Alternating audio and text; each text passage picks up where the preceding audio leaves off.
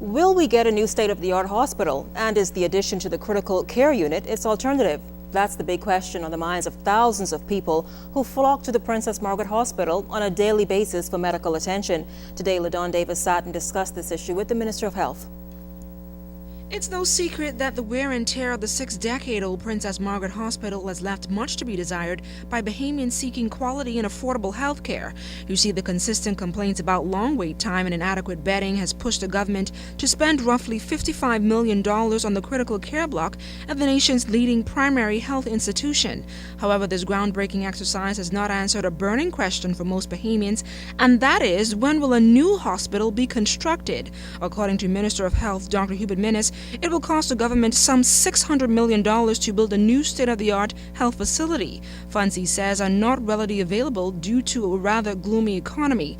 Dr. Minnis says his ministry had to act swiftly to avoid any further deterioration and possible compromise of individual health care. We did needs assessment, making determination as to what is needed, what is more urgent, and what is less urgent. And it was the complaints have always been long waiting line, inadequate beds, inadequate surgical time, new physicians coming back, etc. And that was a priority. And therefore, we had to make determination to correct those problems. And therefore, the critical care block, which is within your financial domain, you can afford. Dr. Minnis says he is unable to say for sure when a new hospital will be delivered, but he says acquiring a new facility is in the pipeline. What's being done, you will have a new hospital eventually, because you do needs assessment. This a phase category. One can argue about on-site versus greenfield. That's an argument, that's a debate. But the point is, regardless, you're getting the new institution. Now, with a new hospital nowhere horizon and the critical care block underway, what does this now mean for private physicians? Will this negatively impact their ability to perform privately? Dr. Minnis says not necessarily. Doctors Hospital has excellent facilities, and therefore private physicians can utilize Doctors Hospital. There are some private physicians who may want to utilize just Princess Margaret Hospital, and therefore this new facility would give them that option of using both. But I can assure you that Doctors Hospital have all the necessary facilities, theater space, all the necessary equipment, etc. So private physicians would not be compromised in any way. LaDon Davis, ZNS News. 19 Colombians, a Brazilian and a Jamaican national, are expected to be deported after pleading guilty in the Nassau Street Magistrate Court today to overstaying their time here. They pleaded guilty to the charges and were each fined $1,000 or 9 months in prison. The Jamaican national also pleaded guilty to possession of a forged document and was fined $1,000 or 9 months in prison.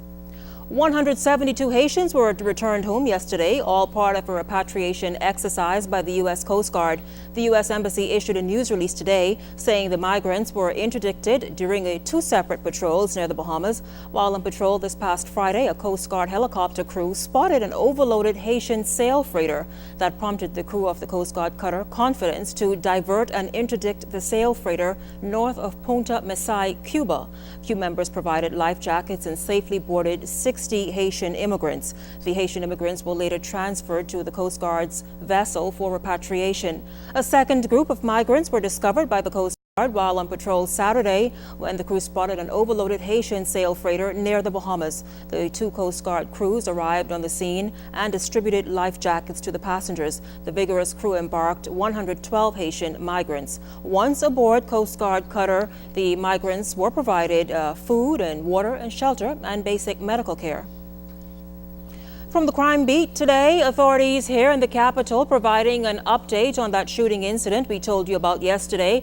And apparently, police believe it's connected to another shooting that happened last night. Police are questioning a 23-year-old man, a resident of Hard Rock Alley off Market Street, for information on that shooting incident on Florida Court of Balfour Avenue. Police confirmed that 2 men, ages 15 and 21, were shot on Florida Court around 7:30 yesterday morning. While authorities investigated the matter, they learned that a shooting happened around 10 o'clock last night on Meadows Lane, located off Florida Court. It was connected to the morning shooting. Police report that a 37-year-old man was shot in the abdomen in last night's incident. All victims remain in hospital in stable condition. Police have launched an intensive investigation into both matters and are asking anyone with information regarding the matters to contact the Central Detective Unit. The number there, 502-9991 or 502-9910. Crime Stoppers 328-TIPS, 911-919, or as always, you can always call your nearest police station. Well, Jamaica Road police officers confirming to our news team today they arrested convicted rapist Andrew Bridgewater around 3:30 yesterday afternoon. He is in custody for alleged claims of assault with rape. Bridgewater was convicted in 2007 and served time in prison for the rape of a female minor. Police are questioning the public's, or requesting rather, your assistance in finding this woman. She is 22-year-old Anya Wilmot. She has not been seen since yesterday. The alarm was raised when she failed to appear for her ongoing court case today. Wilmot is a resident of Golden Gates number 2. She was last seen at Little Feet Academy in Pinewood Gardens. She was wearing khaki pants and a white button-down shirt and black shoes. Wilmot stands around 5 feet 8 inches, is slim built, and has a brown complexion and brown shoulder-length hair. Now, if you have any information on the whereabouts of Anya Wilmot, you're asked to call police at 919-911-322-333 or 4, or the Central Detective Unit, the number there, 502-9991 or 502-9910. Well, did you know that today is National Friendship Day? Friendship Day is meant to honor friendships, promote friendliness, and the return of common courtesy. This is the first time that the Friendship Day was celebrated in the Bahamas. It was kicked off with a civic ceremony at the Southern Recreation Grounds this morning. Chairman of the National Friendship Committee is Barrington Brennan. He's encouraging all residents to be a friend and make a friend. We're here to celebrate friendship because, as the 17th century English writer Sir William Temple states, friendship is the best medicine. We also know that we are intrinsically social creatures. Humans love to make friends and to further the process of socialization. And the country cannot survive without friendship relationships. Now, Deputy to the Governor General Janet Bostwick believes that many of the social ills in the Bahamas and other countries are facing right now can be treated with a healthy dose of friendship. The purpose of National Friendship Day is to remind everybody residing in our beautiful archipelago, from Abaco in the north to Inago in the south, that we have a God-given right and duty to remember that we are all a part of the human race, each created in the image and likeness of God, and each worthy of dignity, honor, and respect. True friendship is founded on the principles of love and acceptance, and it encapsulates all of the beautiful and noble feelings one can bear toward the other. Well, they're being dubbed as one of the leading musical bands in the country with a new venture on their hands. The group is called Illest, and it's positioning itself to hit the international market after being sought out by the music industry's leading scouting agents. Here's Cyan Thompson in tonight's entertainment and arts feature.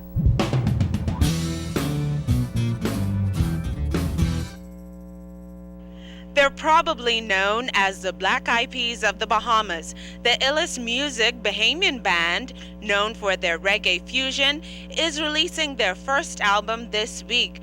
They say that it's going to be an exciting mix of music that Bahamians won't want to miss. The album is self-titled, so the album it's called The Illest. It's basically the first chapter of our work. You know, I've written some of the pieces on it, as well as Mandisa. The actual album was produced and engineered by the guys in the band as well, Quintin and Nano Miramontes. They're both studied engineering. So we did a lot of the work here. But like I said, it's our first one. It was a while coming, but we really wanted to just do it properly and do it right for our fans as well. What I like about being in this band is that I can't express myself. like we talked about earlier, when I'm singing, I am in my element. I do a number of different things, but this is what I love doing. I consider this a career choice. I like doing different varieties of things because I don't want people just to feel like that's the only thing we can do. We can go beyond, far and beyond that. We basically fuse whatever we can with reggae and just put our own style to it, to tell you the truth. I love that the album number one is our first album. I love the fact that it shows you and it tells you who we are. It explains. The meaning of the Illest it's a combination between genius and madness, right? That's actually, I think, Webster's definition of it, and it's all of us.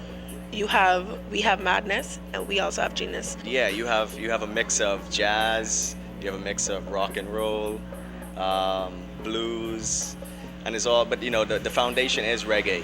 But yeah, you're gonna have a mix of it. Basically, it's gonna touch everybody. And if you're into rock and roll, you're gonna like it. If you're into jazz, you're gonna like it. You have some love tunes, you have the conscious tunes. So it's pretty good. We're gonna have the album release at Bamboo Nightclub, Prince George Wharf. I think it's really important for the Bahamian public to support the Bahamian musicians here, and the music industry here in order for it to grow and flourish even more. So I hope we have a lot of you guys come out and support us on Thursday, the 24th of this month, which is Thanksgiving, for the album release. The show starts at 10. Doors is open at about 9. Well, that's a look at your arts and entertainment segment. I'm Cyan Thompson.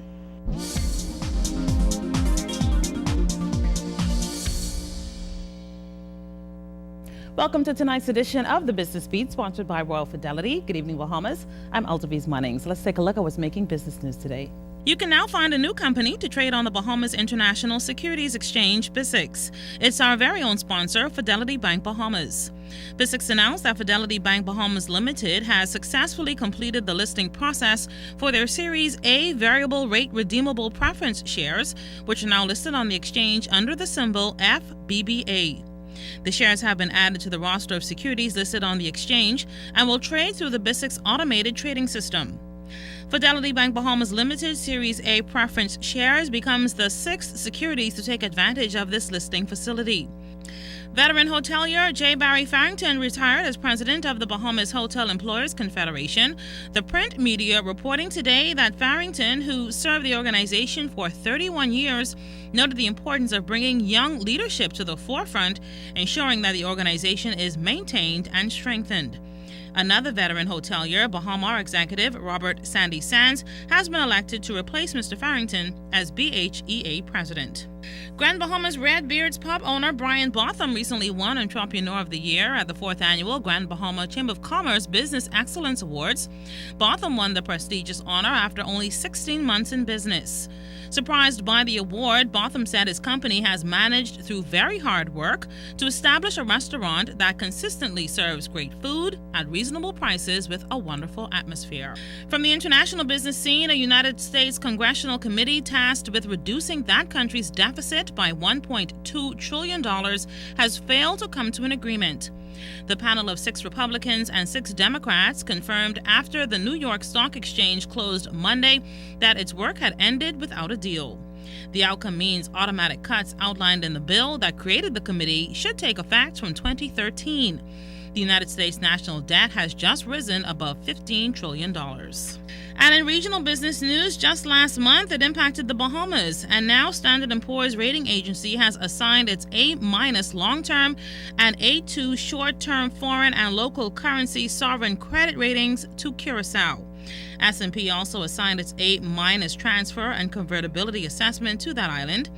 Curaçao's outlook remains stable and is the 127th sovereign rated by Standard & Poor's. Remember, you can send us an email or join us on www.znsbahamas.com or become our friend on ZNS's official Facebook page. And we want to thank you for watching tonight's edition of the Business Beat, sponsored by Royal Fidelity. I'm Altaviz Munnings.